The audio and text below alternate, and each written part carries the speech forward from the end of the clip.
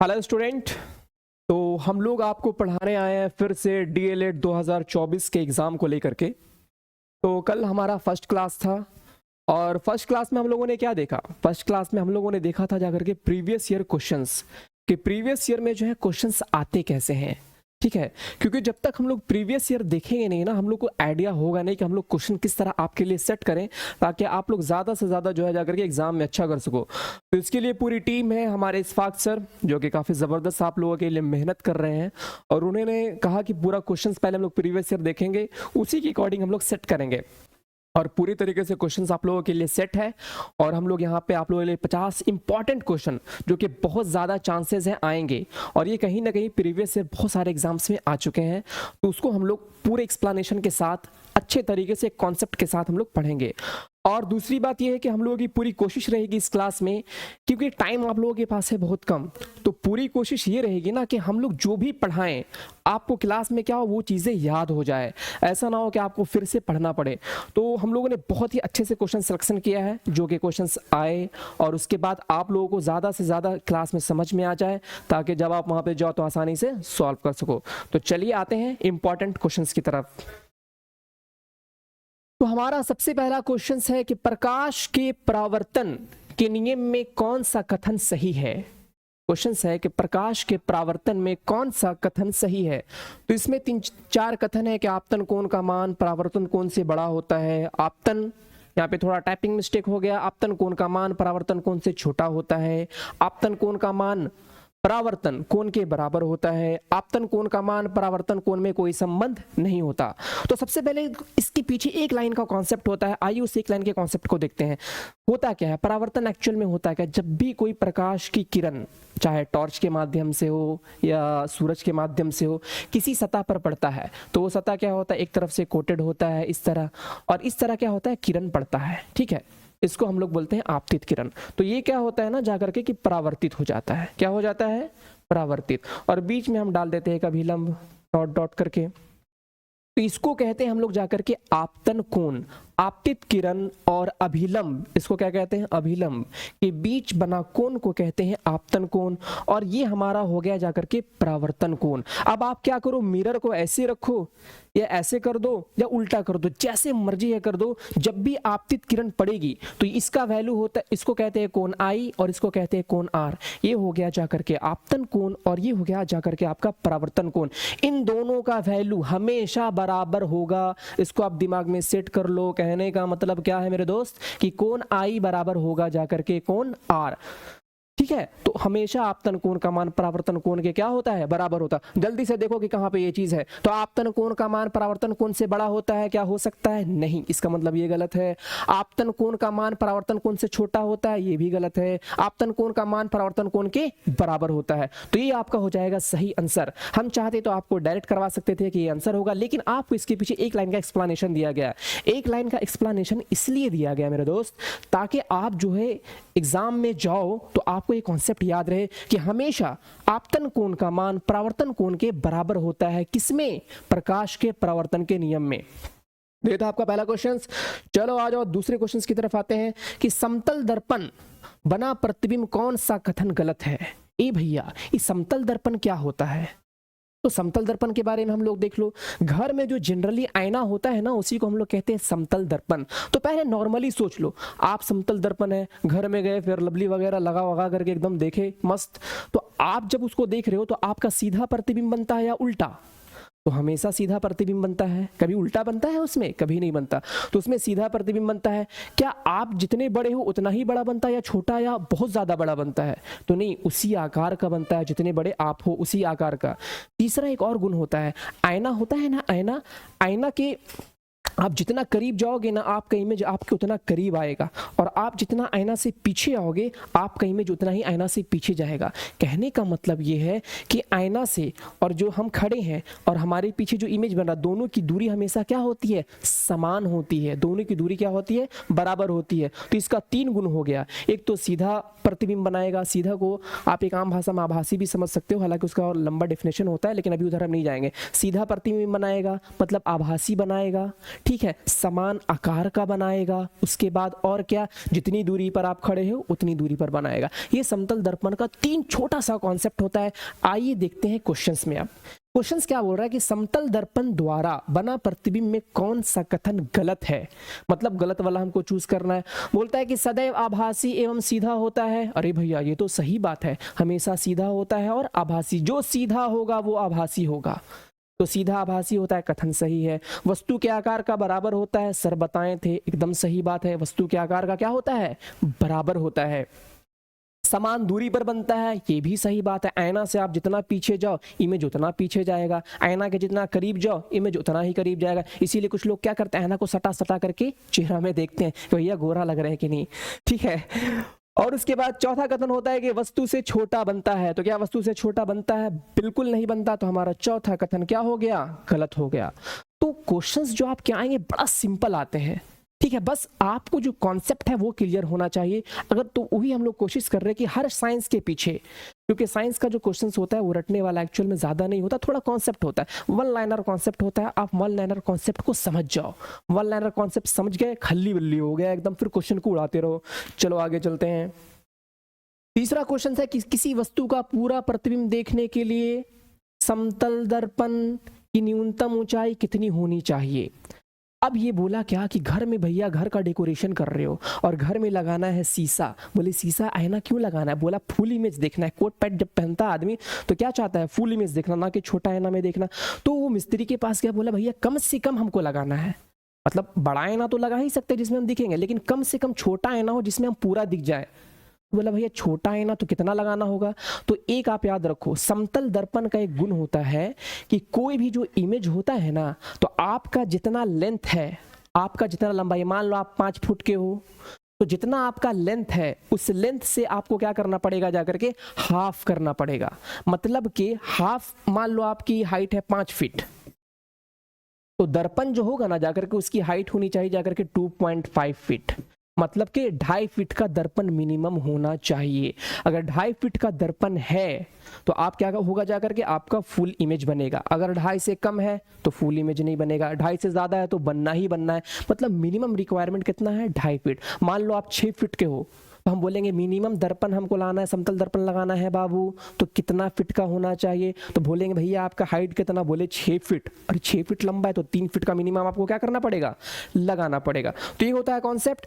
तो क्वेश्चन आता है कि किसी वस्तु का पूरा प्रतिबिंब देखने के लिए समतल दर्पण की न्यूनतम ऊंचाई कितनी होनी चाहिए। तो बोलता है व्यक्ति की ऊंचाई के बराबर, गलत बात। व्यक्ति की ऊंचाई का आधा, बिल्कुल सही। तो इस तरह हमारा ये आंसर क्या हो जाएगा, सही हो जाएगा। तो इसको आप याद रखो कि आपका जितना हाइट है उसका आधा हाइट होना चाहिए मिनिमम आपका फुल इमेज देखने के लिए। चलो आगे चलते हैं कि दाढ़ी बनाने के काम में लाते हैं। बोलता है कि भैया दाढ़ी बनाने के लिए कौन सा दर्पण यूज करते हैं। तो इसका आंसर जो होगा जाकर के अभी आपको बताएंगे। आप तो कहोगे हम तो नॉर्मल आईना में भी देख करके दाढ़ी बना लेते हैं, बिल्कुल आप बना लेते हैं, लेकिन इसका एक स्पेशल दर्पण भी आता है और उसका नाम है जाकर के अवतल दर्पण। अब अवतल दर्पण में क्या होता है ना, खूबी होता है, क्योंकि जब आप समतल दर्पण में आप दाढ़ी बना रहे हो तो जितना बड़ा आपका फेस है, आपका फेस उतना ही बड़ा दिखेगा। लेकिन जब आप अवतल दर्पण में अपना इमेज देखते हो ना जाकर के, तो आपका इमेज बड़ा होता है, थोड़ा बड़ा बनता है। इससे फायदा क्या होता है, इससे फायदा ये होता है कि दाढ़ी बनाने में क्या होती है, आपको जाकर के आसानी होती है। तो इसका एक छोटा सा कॉन्सेप्ट भी है, देख लो। ऐसे नॉर्मली अवतल दर्पण क्या होता है, अंदर की ओर धंसा हुआ होता है, ठीक है। ये इसका मेन लाइन हो गया, ये हो गया आपका जाकर के अवतल दर्पण, और यहाँ पे होता है जाकर के फोकस, और इसको हम लोग कहते हैं जाकर के पोल। एकदम छोटा सा कॉन्सेप्ट है और इसमें हम 3 कॉन्सेप्ट देंगे, क्वेश्चन 1 कॉन्सेप्ट 3, ताकि अगर क्वेश्चंस को घुमाए तो आप उसको आसानी से क्या कर सको, बना सको। बहुत ही एकदम वन लाइनर कॉन्सेप्ट है, कोई दिक्कत नहीं होगी। अब क्या होता है, देखो ये है आपका जाकर के अवतल दर्पण। समतल दर्पण कैसा होता है, सीधा। अवतल दर्पण कैसा होता है, धंसा हुआ। बोले सर हमको याद नहीं हो रहा। बोले घर में चम्मच है, चम्मच देखो चम्मच, तो चम्मच अंदर कैसा होता है, धंसा हुआ होता है। तो जो धंसा हुआ होता है ना, जो धंसा हुआ होता है चम्मच, तो उसी को हम लोग क्या बोल सकते हैं जाकर के, अवतल दर्पण बोल सकते हैं। समझ में आई बात। तो ये हमारा हो गया जाकर के अवतल दर्पण। अब अवतल दर्पण में क्या है, इसका जो फोकस होता है इसका जो फोकस होता है और ये जो पोल होता है, अगर इसके बीच में आपको कहीं पर भी बैठा दिया जाए तो आपका जो इमेज बनेगा ना, आपका जो इमेज बनेगा वो काफी बड़ा इमेज बनेगा। ठीक है, तो सैलून क्या करते हैं, आपको उसके फोकस और पोल के बीच में बैठा देते हैं और आपका बड़ा इमेज बनता है और आपको आसानी से आप जो है जाकर के अपना दाढ़ी बना सकते हो, शेव करवा सकते हो, या फिर जो आप फेशियल करवाते हो वो करवा सकते हो और गोरा बन सकते हो। तो इसके लिए हम लोग कौन सा इस्तेमाल करेंगे, अवतल दर्पण का इस्तेमाल करेंगे। बहुत ही आसान है, जब भी आपको बड़ा देखना हो तो अवतल दर्पण का इस्तेमाल करते हैं। उसके बाद एक इसका और कॉन्सेप्ट आता है, उसको हम लोग अगले क्वेश्चंस में करेंगे। ये तो आप समझ गए, इसके फोकस और पोल के बीच रखो, बड़ा इमेज बनाओ, मस्त दाढ़ी बनाओ और क्रीम लगाओ। चलो आगे चलते हैं।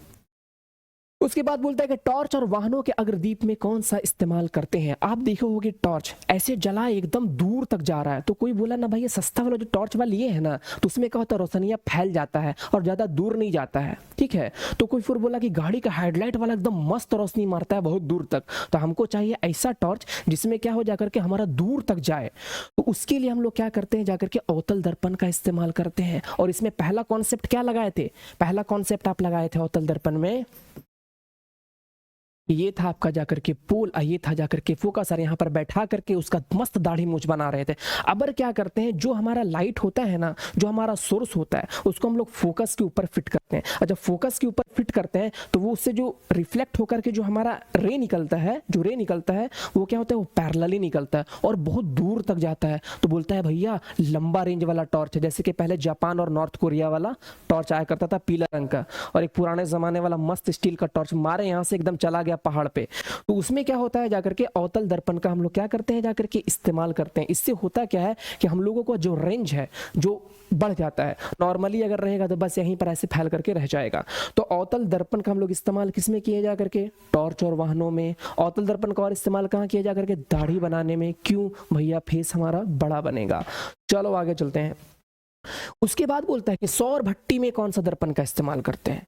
हमने क्या बताया आपको कि अवतल दर्पण जब हम आपको पढ़ाएंगे तो 3 कॉन्सेप्ट है इसमें, बस 3 ही कॉन्सेप्ट देखिए, अगर आप डिटेल से करोगे तो 5-6 कॉन्सेप्ट होते हैं। ठीक है, लेकिन जो मेनली इंपॉर्टेंट जो आपके एग्जाम के व्यू से, वो मेनली 3 कॉन्सेप्ट होते हैं। और तीसरा कॉन्सेप्ट पर काम करता है जाकर के सौर भट्टी। होता क्या है, अवतल दर्पण होता है ऐसा, सूरज की किरण ऐसे आ रही है इस पे,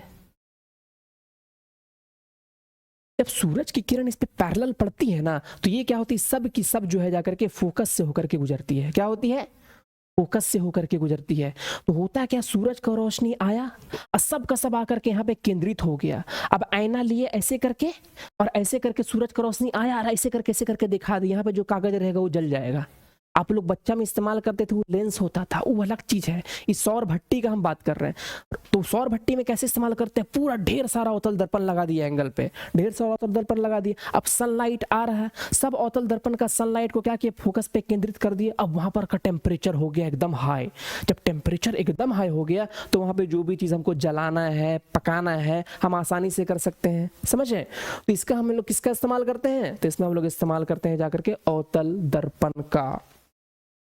तो इसमें 3 कॉन्सेप्ट हो गए। अवतल दर्पण का भी हमारा 3 यूज हो गया। अवतल दर्पण का पहला यूज हम लोग क्या देखे जाकर के, कि दाढ़ी बना सकते हैं। क्यों, क्योंकि हमारा फेस बड़ा बनेगा। दूसरा कॉन्सेप्ट हमारा क्या हो गया जाकर के, कि हम लोग सौर भट्टी में इसका इस्तेमाल कर सकते हैं। और इसी तरह तीसरा इस्तेमाल क्या हो गया, कि गाड़ी का जो हेडलाइट होता है और जो टॉर्च होता है लंबा रेंज वाला, जो आर्मी लोग भी रखता है, उसमें भी हम लोग किसका इस्तेमाल करते हैं, अवतल दर्पण का इस्तेमाल करते हैं। तो बहुत ही ईजी है, नॉर्मल है, एकदम समझने वाला है। उसके बाद बोलता है कि वाहन के, 1 मिनट, वाहन के पारवे में लगे होते हैं। वाहन के, इसमें थोड़ा लग रहा है कि यहाँ पे टाइपिंग मिस्टेक हो गया है। ठीक है, चलिए हम आगे क्वेश्चंस की तरफ चलते हैं। अब हमारा आगे क्वेश्चन आता है कि वायु का अपवर्तनांक क्या होता है। क्वेश्चंस क्या है, कि वायु का अपवर्तनांक क्या होता है। तो वायु का अपवर्तनांक हमारा होता है 1.0003। बोले सर ये कहाँ से लाए आप, इसको हम याद क्यों करें। ठीक है, इसके पीछे क्या रीजन है, देखो निर्वात में जो होता वायु अपवर्तनांक का मेनली हम लोग समझ लेते हैं जाकर के डिफिनेशन। अपवर्तनांक का मतलब होता क्या है, अपवर्तनांक का मतलब क्या होता है, कि जो प्रकाश आ रहा है ना, तो निर्वात में जो प्रकाश का चाल होता है वो होता है 3 × 10⁸ मीटर पर सेकेंड। कितना होता है, 3 × 10⁸ मीटर पर सेकेंड। ठीक है, अब क्या होता है जब वो वायु में आता है ना तो थोड़ा सा उसका चाल जो है थोड़ा सा एकदम माइनर कम जाता है। इसी तरह जल में जाएगा तो और कमेगा, कांच में जाएगा और कमेगा, हीरा में जाएगा और कमेगा। तो जो कमता है ना, जो कमता है उसी को हम लोग कहते हैं जाकर के अपवर्तनांक। ऐसे डिटेल में इसमें बहुत कुछ है, साइन या पंसानार होता है, वो एक स्नेल का नियम होता है, उसके पीछे नहीं जा रहा। एक देसी भाषा में हम लोग इसको समझें कि अपवर्तनांक का मेनली मतलब ये होता है कि निर्वात में प्रकाश का जो भी चाल है और किसी माध्यम में जो प्रकाश का चाल है उसका जो रेशियो हुआ, उसका जो अनुपात हुआ, उसी को कहते हैं अपवर्तनांक। अब इसका 1.0003 है। मान लो निर्वात में प्रकाश की चाल है 1, तो इसमें कितना 1.003। इसका मतलब ये हुआ, ये रेशियो है एक्चुअल में, इसका मतलब ये हुआ कि निर्वात में प्रकाश की चाल जितना है उससे ये इतना गुना कम है। क्या है? इतना गुना कम है। जैसे मान लो आपको हम आगे एक्सप्लेन करते हैं जब हीरे वाले में आएंगे तब। ऐसे इसको समझ लो कि प्रकाश की चाल है जाकर के 3 × 10⁸ मीटर पर सेकेंड। ठीक है, और हम कहें कि वायु में, ये हो गया निर्वात का, वायु का अपवर्तनांक इतना है। ठीक है, तो वायु में जो है प्रकाश की चाल कितनी होगी, तो इससे हम लोग क्या करेंगे 1.003 से हम लोग क्या करेंगे, इसको डिवाइड कर देंगे। जो डिवाइड करने पर आएगा वो हमारा हो जाएगा वायु में चाल, किसका? प्रकाश का। अब चलो आगे आते हैं। इसी प्रकार बोला कि हीरा का अपवर्तनांक कितना होता है। अभी बोल दिया था वायु का अपवर्तनांक, उसके बाद बोल रहा भैया क्या कि हीरा का अपवर्तनांक बताएं।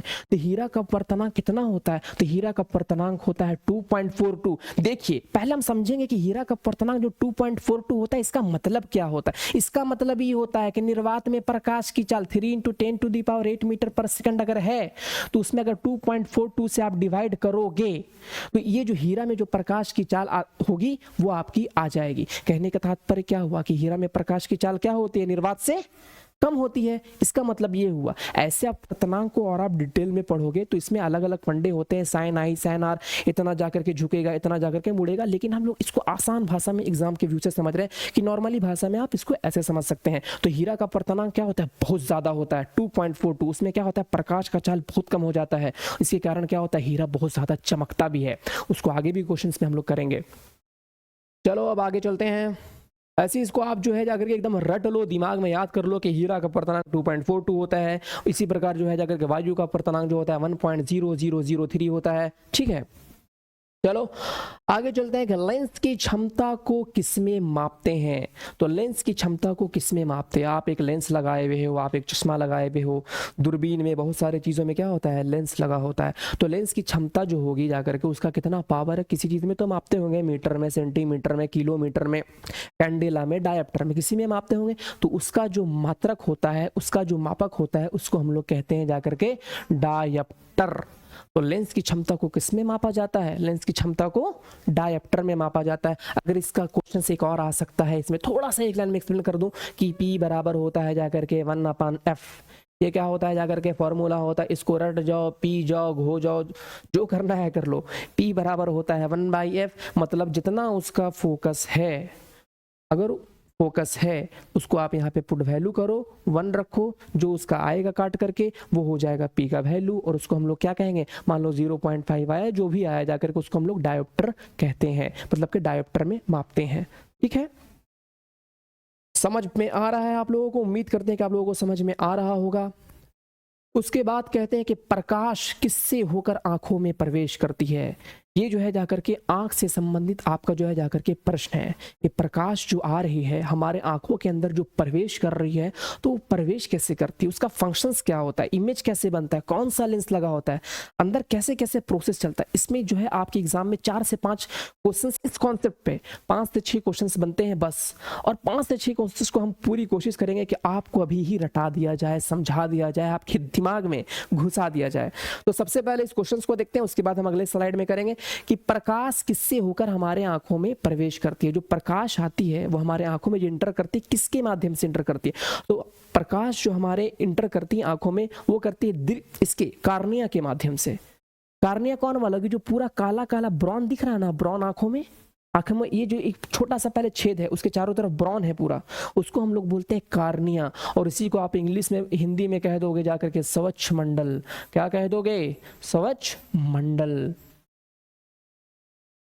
ठीक है, मान लो आपके ऑप्शंस में एग्जाम में स्वच्छमंडल आ जाए तो आप बोलोगे यार स्वच्छमंडल एक्चुअल में हमें पता नहीं है, हम तो कार्निया जानते हैं, तो दोनों कहते हैं। तो आपकी आंखों में जो प्रकाश आता है, जो लाइट आता है, वो कार्निया, ये जो चारों तरफ जो ब्राउन ब्राउन करके है, उसके माध्यम से क्या होता है, जाकर के प्रवेश करता है। ठीक है, तो इसका आंसर क्या हो जाएगा, कार्निया। आइए इसको थोड़ा डिटेल करते हैं। ये देखो हमारा फिगर, ये हमारा है जाकर के आंख। अब देख करके लग रहा है भैया इसमें तो बड़ा सारा पॉइंट आपने मेंशन कर दिया, कुछ भी नहीं है, खल्ली बल्ली एकदम। मुश्किल से इसमें 3 से 4 लाइन का कॉन्सेप्ट है, इसी को क्या होता है लोग समझते हैं कि बहुत ज्यादा है, ऐसा कुछ नहीं है। आसान लफ्जों में इसको आइए हम लोग देखते हैं। सबसे पहले हमने क्या बताया कि आंख में जो प्रकाश आता है वो हमारा एंट्री कैसे करता है, वो हमारा एंट्री करता है जो जाकर के कैसे करता है, कार्निया के माध्यम से करता है। तो कार्निया भैया हमारा क्या है, इसको हमने हिंदी में लिख दिया था स्वच्छमंडल, ये हमारा हो गया जाकर के स्वच्छमंडल, ये जो पूरा उभार है। ठीक है, ये जो पूरा उभार टाइप का बना हुआ है ना, ब्राउन ऐसा, उसको हम लोग बोलते हैं। तो कार्निया के माध्यम से क्या होता है, प्रवेश कर जाता है हमारे आंखों में। उसके बाद एक लड़का आया, बोला भैया ऐसे क्या, हम छत्ता पे गए थे और छत्ता पे जब गए ना तो पूरा रोशनी रोशनी लग रहा था, और जैसे नीचे है हमको पूरा अंधेरा अंधेरा लगने लगा। बोला सर ये हमको लग रहा है कि आंख में मसला वसला कोई प्रॉब्लम हो गया क्या। हम बोले ऐसा कोई बात नहीं है। होता क्या है, आपके आंख में जो छोटा सा सुराख होता है उसको कहते हैं पुतली। अब पुतली क्या करता है जाकर के कि कितनी रोशनी आएगी इसके अंदर, जो स्वच्छमंडल से रोशनी एंट्री कर रहा है तो कितना रोशनी आएगा उसके मात्रा को नियंत्रित करने का काम करता है। जब बहुत रोशनी में आप चले जाते हैं तो पुतली क्या हो जाता है जाकर के, छोटा। जब छोटा हो जाता है तो रोशनी क्या होती है, जो स्वच्छमंडल के माध्यम से जाती है वो जाती है कम। अब आपका पुतली होगा, आप छत्ता पे गए, पुतली हो गया था छोटा, नीचे आए तो नीचे आए तो पुतलिया छोटा तो रोशनी कम आ रहा है, तो रोशनी जब कम आ रहा है तो दिखेगा कहाँ से। फिर जैसे नीचे आया तो 2 मिनट बाद बोले अरे सर दिखने लगा, तो पुतली का साइज फिर क्या हो गया, बड़ा। जब पुतली का साइज बड़ा हो गया तो ज्यादा रोशनी एंट्री करने लगा, जब ज्यादा रोशनी एंट्री करने लगा तो आपको दिखने लगा। तो पुतली क्या करता है, मात्रा को नियंत्रित करता है कि कार्निया के माध्यम से कितना प्रवेश जो है जाकर के प्रकाश का होना चाहिए। तो ये सेकंड काम हो जाता है जाकर के पुतली का। अब पुतली जो नियंत्रित कर रहा है प्रकाश की मात्रा को, तो पुतली को भी तो को कंट्रोल करने वाला होगा ना।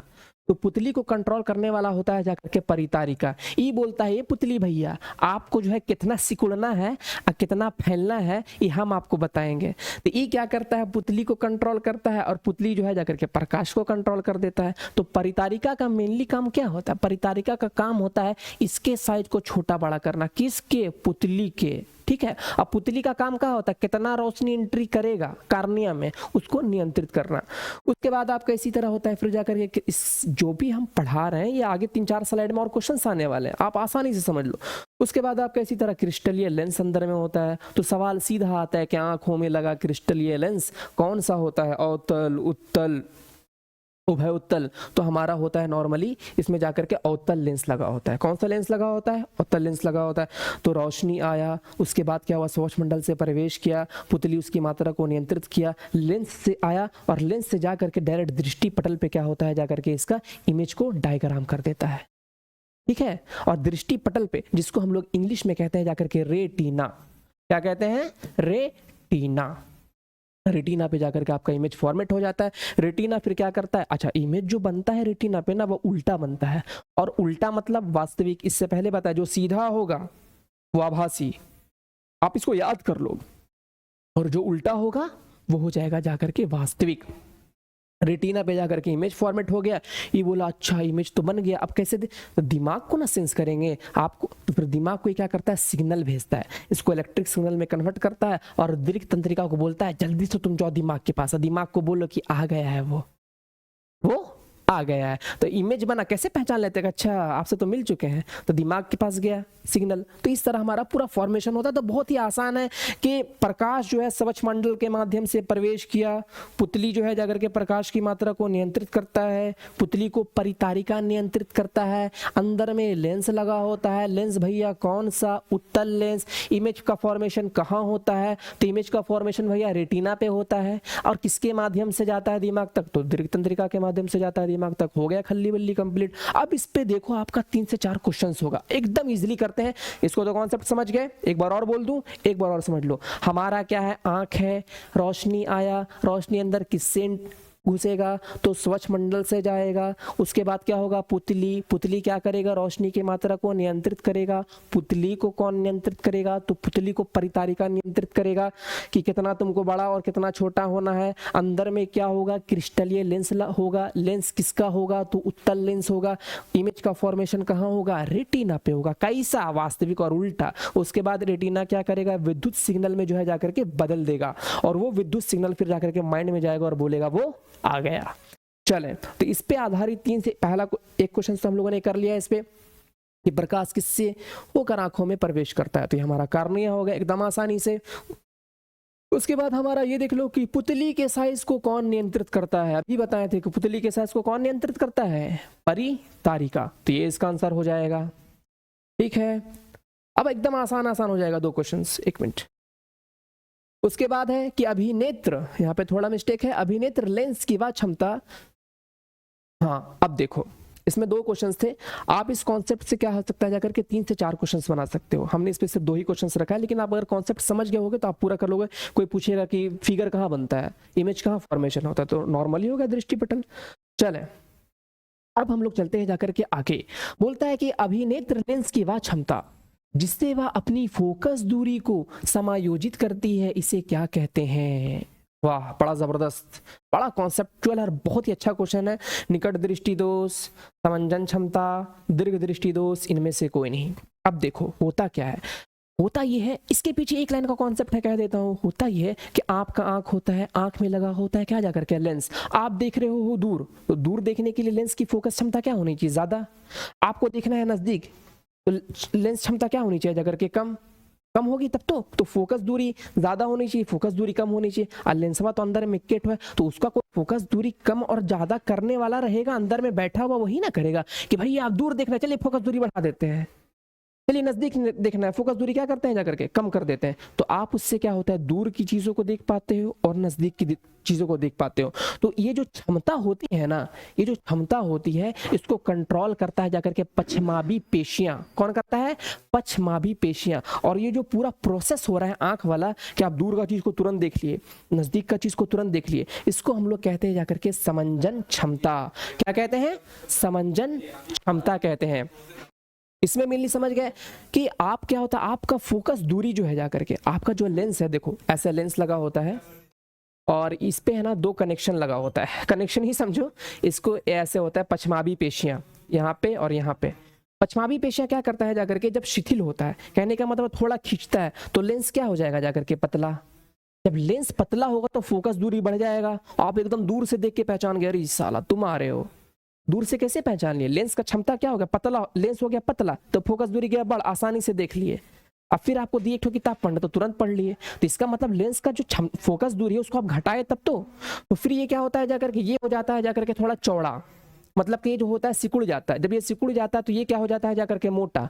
तो मोटा जब हो जाएगा तो उसका फोकस दूरी घट जाएगा, तो जब घट जाएगा तो नजदीक का चीज को आसानी से पढ़ लिए। तो ये होता है प्रोसेस, इसको हम लोग क्या कहते हैं, समंजन क्षमता कहते हैं। चलो अब आगे की तरफ चलते हैं कि निकट दृष्टि दोष को ठीक किया जाता है। अब देखो, अब एक बंदा क्या हुआ है जाकर के, ये तो समझ गया कि दूर का देख लिए, नजदीक का देख लिए, ठीक है। अब क्या हुआ, निकट दृष्टि दोष। सबसे पहले तो इसको समझो कि निकट दृष्टि दोष होता क्या है। निकट दृष्टि दोष क्या होता है, निकट दृष्टि दोष तो बोला, अरे साला लगता नजदीक का वस्तु नहीं दिखेगा, निकट मतलब नजदीक, और दृष्टि दोष तो मतलब आंख में प्रॉब्लम हो गया तो नजदीक का वस्तु नहीं दिखेगा। एकदम इसका होता है उल्टा।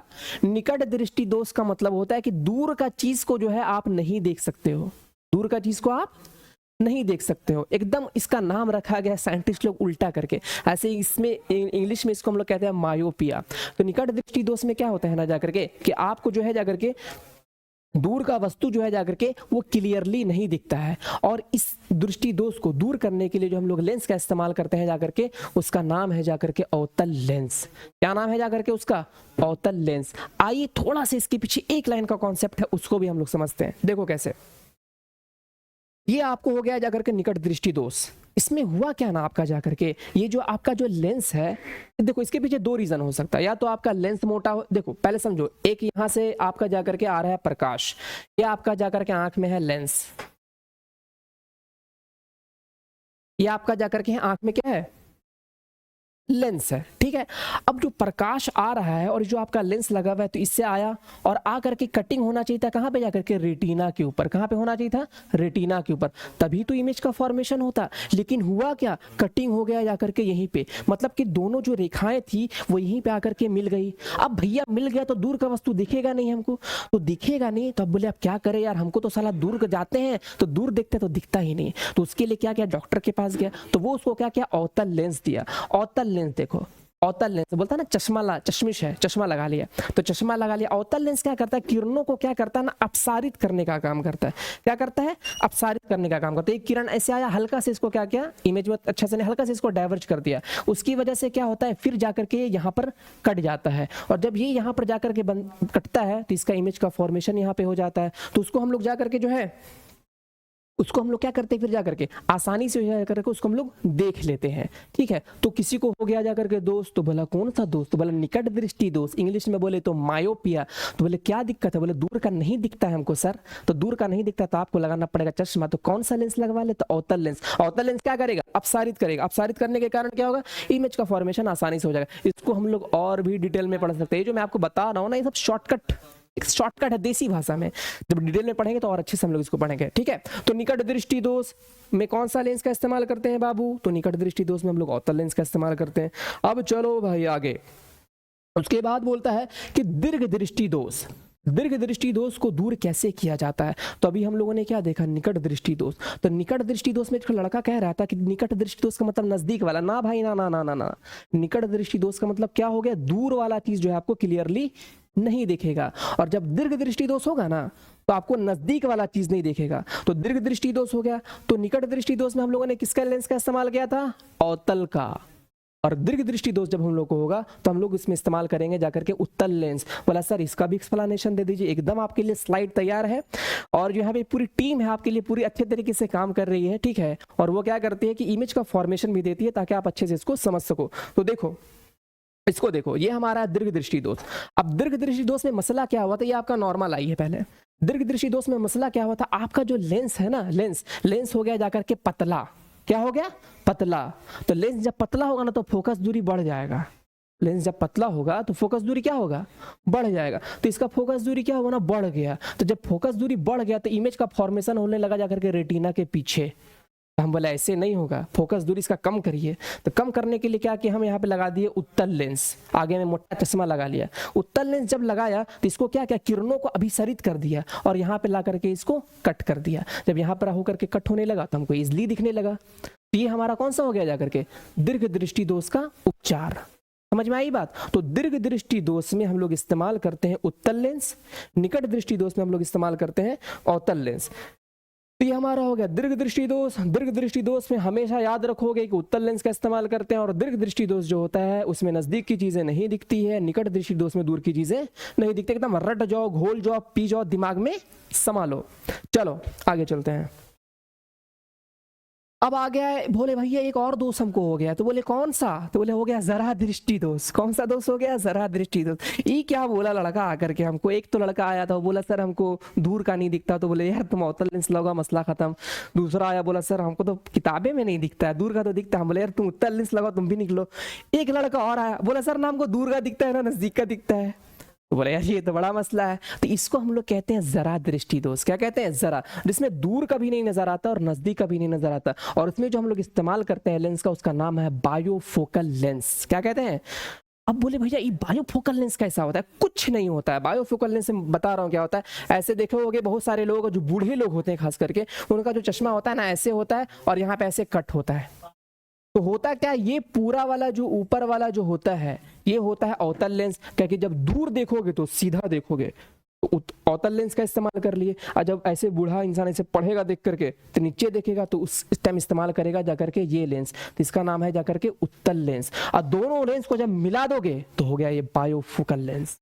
तो हमने क्या पढ़ा, निकट दृष्टि दोष। निकट दृष्टि दोष में कौन सा लेंस, अवतल लेंस। दीर्घ दृष्टि दोष में कौन सा लेंस, तो उत्तल लेंस। बोले भैया हमको तो दुन्नू है। तो कौन वाला दुन्नू, तो बोले जरा दृष्टि दोष। तो जरा दृष्टि दोष में क्या करेंगे, दोनों लेंस को अक्वायर्ड कर देंगे, उसी का नाम हो गया बायोफोकल लेंस। चलो आगे चलते हैं। बोलते हैं कि स्पष्ट दूरी की न्यूनतम दूरी क्या होती है। बोला है सर हम दूर भी देख लेते हैं, नजदीक भी देख लेते हैं, लेकिन होता क्या है ना, जब किताबिया को नजदीक करते हैं ना, पूरा नजदीक करते हैं, तो साला दिख में नहीं करता है हमको। तो हम बोले एक्चुअल में होता क्या है कि आपकी जो लेंस क्षमता है उसका एक मिनिमम डिस्टेंस होता है, कि आप जो है जाकर के मिनिमम उतना दूरी जब आप रखोगे तभी ही आप उसको देख सकते हो। उससे कम आप जैसी लाओगे नहीं देख सकते हो। तो उसका नाम होता है जाकर के न्यूनतम दूरी, स्पष्ट दृष्टि की न्यूनतम दूरी, और इसकी सीमा होती है जाकर के 25 सेंटीमीटर। अगर आप 25 सेंटीमीटर पर रख के देख रहे हो, एकदम क्लियरली दिख रहा है, हाँ भाई अरे ये तो लेटर आया है, ठीक है, क्लियरली दिख रहा है। अब उसको ज्यादा नजदीक कर लिए, जैसे ही 25 सेंटीमीटर से कम किए, फोकस अंदर में अच्छे से बन नहीं पाएगा और आप देख नहीं पाओगे। तो न्यूनतम दूरी जो दृष्टि की होती है, कितनी होती है मेरे दोस्त, तो वो होती है जाकर के 25 सेंटीमीटर। आपको यहाँ पे पूरी तरीके से जो टीम है, स्पार्क सर की टीम है, पूरी मेहनत कर रही है यहाँ पे कि आपको हर वो क्वेश्चन कराया जाए जो कि आपके एग्जाम में आने के चांसेस ज्यादा हो। और दूसरी कोशिश उनकी ये रही है, उन्होंने खास करके बोला है कि क्वेश्चंस को इस तरह पढ़ाया जाए कि आपके दिमाग में यहीं पे समा जाए, यहीं पे याद हो जाए, एग्जाम में जाओ तो एकदम लगे कि क्लासरूम में पढ़ा हुआ क्वेश्चन है, तो आपको जो है किसी तरह का प्रॉब्लम ना हो। तो चलिए आगे चलते हैं कि सबसे कम विचलन प्रिज्म द्वारा किस रंग का होता है। अरे बाबा ये तो जबरदस्त क्वेश्चन आ गया है। ये आ गया आपका जाकर के प्रिज्म, क्या आ गया है जाकर के प्रिज्म। और प्रिज्म का हम लोगों ने कल जो प्रीवियस ईयर किया था उसी के बेस पर ये सब क्वेश्चंस बनाने पड़े हैं। तो प्रिज्म का कहानी क्या होता है, ये बोलता है कि सबसे कम विचलन प्रिज्म द्वारा किस रंग का होता है। तो बोले सर हमको तो कुछ समझे में नहीं आ रहा ये बात क्या हो रहा है। इस क्वेश्चन को सॉल्व करने के लिए देखो हम लोग अगला स्लाइड देखते हैं, एक मिनट। ये हमारा है अगला स्लाइड। होता क्या है कि आपका होता है प्रिज्म। प्रिज्म जनरली क्या होता है, कांच का एक टुकड़ा होता है, जाकर के उसका एक फॉर्मेशन किया जाता है, ठीक है। तो उससे जब आप प्रकाश को जाकर के आप प्रवाहित कराते हो, प्रकाश जब उससे जाता है तो होता क्या है कि वो 7 रंगों में क्या हो जाता है, जाकर के विभक्त हो जाता है। 7 रंगों में क्या हो जाता है, विभक्त हो जाता है। और बोले तो सर 7 रंग, तो सर 7 रंग हमको याद नहीं हो रहा है, एक तो ट्रिक दे दीजिए। एकदम आसान सा आपको ट्रिक दे दे रहे हैं 7 रंगों का। देखो इसका ट्रिक क्या है, बैजानी पी नाला। बा से हो गया बैगनी, जा से हो गया जामुनी, ना से हो गया नीला, हार से हो गया हरा, पा से हो गया एक में बैगनी, जामुनी, नीला, हरा, पीला, नारंगी और लाल, ठीक है। ये जो सीक्वेंस आपको हम दिए हैं ये सीक्वेंस नीचे से चलता है, ठीक है। ये सीक्वेंस किधर से चलता है, जाकर के नीचे, मतलब सबसे नीचे होगा बैगनी, उसके ऊपर हो जाएगा जाकर के जामुनी, उसके ऊपर हो जाएगा जाकर के नीला, फिर उसके ऊपर हो जाएगा हरा, फिर हो जाएगा पीला, और सबसे ऊपर हमारा कौन हो जाता है जाकर के रेड। सबसे ऊपर हमारा कौन हो जाता है, रेड। इन्होंने डायग्राम में थोड़ा सा मिस्टेक किया, ऊपर कोई और कलर दिखा दे रहे हैं, हालांकि सबसे ऊपर कौन होता है, रेड। तो ये आपको जो ट्रिक है ये आपको याद रखना है, बैजानी पी नाला। और ये जो बैजानी पी नाला का जो सीक्वेंस है वो नीचे से ऊपर की ओर जाएगा, मतलब बैगनी जो होगा जाकर के किधर होगा, सबसे नीचे। जब आपका प्रकाश जो है जाकर के इससे पार हुआ तो बैगनी सबसे नीचे और लाल सबसे ऊपर, ठीक है। तो अब आपका क्वेश्चन देखो आया क्या था। क्वेश्चन आपका था कि प्रकाश में 7 रंग होते हैं, इसको अलग, एक मिनट सबसे कम विचलन प्रिज्म द्वारा किस रंग का होता है। तो विचलन मतलब क्या हुआ, डाइवर्जेंस। डाइवर्जेंस सबसे ज्यादा कम विचलन किसका हुआ, मतलब सबसे जो है विचलन किसका कम हुआ, तो सबसे ज्यादा विचलन किसका हुआ, बैगनी का, क्योंकि बैगनी रंग क्या है, सबसे नीचे। तो हम देखेंगे भैया सबसे ऊपर कौन है, तो सबसे ऊपर है देखिए जाकर के लाल रंग। इसका मतलब लाल रंग का विचलन क्या होगा, सबसे कम। तो ये हमारा हो जाएगा लाल। अगर इसी को क्वेश्चन एग्जाम में पूछ देता है मेरे दोस्त कि सबसे ज्यादा विचलन किसका होगा, तो सबसे ज्यादा विचलन किसका हो जाएगा, तो सबसे ज्यादा विचलन जो हो जाएगा वो हो जाएगा जाकर के बैगनी रंग का, ठीक है। चलो आगे चलते हैं कि प्रकाश में 7 रंग होते हैं। प्रकाश में कितने रंग होते हैं, 7 रंग। इसको अलग करने का तरीका क्या होता है, तो अभी हम लोगों ने देखा कि प्रकाश में अगर 7 रंग होते हैं तो इसको अलग किसके द्वारा कर सकते हैं हम लोग, इसको हम लोग अलग प्रिज्म के द्वारा कर सकते हैं। तो कौन तो बोला कि हम अवतल लेंस मार के आ गए। अरे भैया इतना बढ़िया से आपको कॉन्सेप्ट दिया जा रहा है, आपको फिगर डायग्राम के साथ दिया जा रहा है ताकि आपके दिमाग में क्या हो जाए, सेट। तो इसका आंसर क्या हो जाएगा, प्रिज्म के द्वारा। चलो आगे चलते हैं। प्रकाश का वर्ण विक्षेपण संभव है, क्या बोल रहा है, प्रकाश का वर्ण, एक्चुअल में ये वाह है, वर्ण विक्षेपण संभव है। वर्ण विक्षेपण मतलब क्या हो गया, वर्ण विक्षेपण मतलब होता है स्पेक्ट्रम, इसको इंग्लिश में कहते हैं। वही चीज हो गया, प्रिज्म के द्वारा जो आप जाकर के 7 रंगों में जो विभक्त करने की प्रक्रिया होती है ना, तो उसी प्रक्रिया को हम लोग कहते हैं जाकर के वर्ण विक्षेपण। तो वर्ण क्वेश्चन को क्या करता है ना, घुमाता है। कॉन्सेप्ट एक ही होता है, क्वेश्चन 3-4 होते हैं, तो कॉन्सेप्ट समझ गए, सब मसला खत्म हो गया। तो हम लोग जो वर्ण विक्षेपण करते हैं, कहने का तात्पर्य ये हुआ कि जो हम लोग प्रकाश की किरणों को 7 रंगों में विभक्त करते हैं, तो वो किसके द्वारा करते हैं? तो हम लोग करते हैं जाकर के प्रिज्म के द्वारा। चलो भाई, इंद्रधनुष बनने का कारण क्या है? अब देखो, ये तो आप कर रहे थे जाकर के प्रिज्म से। अब होता क्या है कि शाम का टाइम है, जनरली 3-4 बजे का टाइम है, पानी पड़ा, अचानक से धूप निकला, देखे जाकर के उसके अपोजिट साइड में क्या बन रहा है? इंद्रधनुष। तो भैया इंद्रधनुष ऊपर क्या कोई प्रिज्म लेके गया था आसमान में? छोटा छोटा ढेर सारा नहीं, ऊपर में भाई तो प्रिज्म लेके सर गया नहीं, तो ऊपर में इंद्रधनुष कैसे बन गया? आप तो 7 रंग बोलते हैं कि विभक्त करने के लिए हमको जो है जाकर के प्रिज्म का जरूरत है, ऊपर में कौन सा प्रिज्म ले गया था सर? हम बोले यार बात तो सही कर रहे। हम बोले लेकिन आगे सुनो, आगे क्या कहानी? आगे कहानी है कि जो वर्षा की छोटी छोटी बूंदें जो होती है ना, वो एक तरह से प्रिज्म की तरह व्यवहार करती हैं, और जब प्रकाश का किरण उस पर पड़ता है तो उसमें क्या होता है? अंदर में परावर्तन होता है, अपवर्तन होता है, टोटल इंटरनल रिफ्लेक्शन होता है, जिसको कहते हैं पूर्ण आंतरिक परावर्तन। ये तीनों मिल करके क्या करता है? इंद्रधनुष का निर्माण करता है, और बड़ा सा आपको जाकर के इंद्रधनुष दिखता है। समझ में आई बात? तो जो छोटा छोटा जो कण है, वर्षा की बूंदें हैं, वो एक तरह से प्रिज्म की तरह व्यवहार करती हैं। उसमें क्या होता है? 3 काम होता है, परावर्तन, अपवर्तन और उसके बाद पूर्ण आंतरिक परावर्तन। अगले स्लाइड में आपको दिखा रहे हैं उसके कारण होता है। तो यहाँ पे 2 सिर्फ दिया है, परावर्तन एवं अपवर्तन, तो इन दोनों के कारण हो जाएगा। अगर यहाँ पे देता पूर्ण आंतरिक परावर्तन तो वो भी हो जाता आंसर, तो आपका आंसर हो जाएगा ये। आइए देखो इसका स्लाइड, ये हमारा है, देखो जाकर के वर्षा का बूंद, ठीक है। देखिए कितना आपको इमेज फॉर्मेशन यहाँ पे दिया जा रहा है अस्पाक सर की टीम के द्वारा, ताकि आप जो है क्या हो सके, आपके दिमाग में चीजें जा सके। यही नहीं हो कि आप थ्योरेटिकली सिर्फ आपके दिमाग में एक कॉन्सेप्ट बन गया है, नहीं, आप उसको फिगर से देखो ताकि आप क्या हो सके, उसको ज्यादा टाइम तक आप याद रख सको। चलो देखते हैं, ये है वर्षा का बूंद, ठीक है। अब इस पे क्या हुआ जाकर के? सूर्य का प्रकाश पड़ा, तो यहाँ पे क्या हुआ जाकर के? यहाँ पे अपवर्तन हो गया, एक माध्यम से दूसरे माध्यम में गया प्रकाश, फिर उसके बाद यहाँ पे गया। तो ये जो हो रहा है ना प्रक्रिया, इसको हम लोग कहते हैं जाकर के पूर्ण आंतरिक परावर्तन। ये वाला जो प्रक्रिया हो रहा है, बोले सर ये क्या होता है? इसका कॉन्सेप्ट एक आम भाषा में समझ लो, ऐसे डिटेलिंग में काफी लंबा होता है कि देखो ये था जाकर के पानी, और ये था जाकर के वायु। प्रकाश को क्या होना चाहिए था? जाकर के इसके पार चले जाना चाहिए था, लेकिन पार नहीं जाकर के क्या होता है? इसी के अंदर रिफ्लेक्ट कर जाता है। इसको कहते हैं पूर्ण आंतरिक परावर्तन। इसके पीछे एक छोटा सा कॉन्सेप्ट होता है कि जब क्रांतिक कोण से आपतन कोण का मान बड़ा होता है तो टोटल इंटरनल रिफ्लेक्शन होता है। इतना डीप में भी जाने का नहीं, बस बता दे रहा हूं। तो ये क्या होता है? फिर अंदर से क्या होता है? पूर्ण आंतरिक परावर्तन होता है। फिर यहाँ पे जाकर के अपवर्तन होता है, तो परावर्तन, अपवर्तन, पूर्ण आंतरिक परावर्तन, तो इस तरह होता है, और आपका क्या हो जाता है? जाकर के इंद्रधनुष का निर्माण हो जाता है, ठीक है।